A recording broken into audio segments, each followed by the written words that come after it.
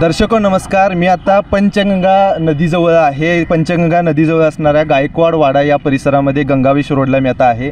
जवळपास बघायला गेलं तर पंचगंगा नदी पाणीपातीमध्ये झपाट्यानं वाढ होत आहे आणि जिल्हा प्रशासनाकडून वेळोवेळी या संदर्भात आपल्याला अपडेटसुद्धा मिळत आहेत. आता माझ्यासोबत जिल्हा प्रशासनाचे आपत्ती विभागाचे प्रसाद संकपाळ सर आहेत. सर नमस्कार.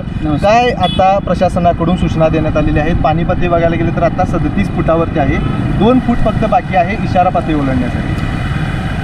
2 फूट इशारा पातळीला जायला जरी असलं तरीसुद्धा सद्यस्थितीला चिंता करण्याचं कुठलंच कारण नाही आहे. खबरदारीचा उपाय म्हणून आपण जिल्हा प्रशासनाच्या वतीनं नागरिकांना सूचना देत आहोत की पावसाचं प्रमाण वाढताना आपल्याला दिसत आहे. गेल्या 3 दिवस पडलेल्या मुसळधार पावसामुळं पंचगंगा आपल्याला तिथं पात्राबाहेर पडलेली दिसते. तसंच जिल्ह्यातील इतर ठिकाणच्याही नद्यांची जी पातळी आहे पाण्याची ती इशारा पातळीकडे जाताना आपल्याला दिसत आहे.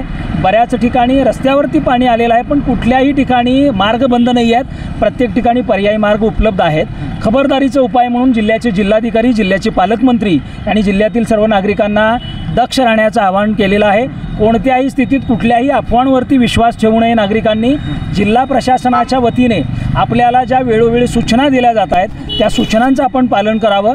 आपल्या आजूबाजूला जर आपत्कालीन परिस्थिती निर्माण होती असं वाटलं तर आपण जिल्हा प्रशासनाच्या वतीनं जिल्हाधिकारी कार्यालयामध्ये 24 तास आपत्ती व्यवस्थापन कक्ष कार्यान्वित आहे.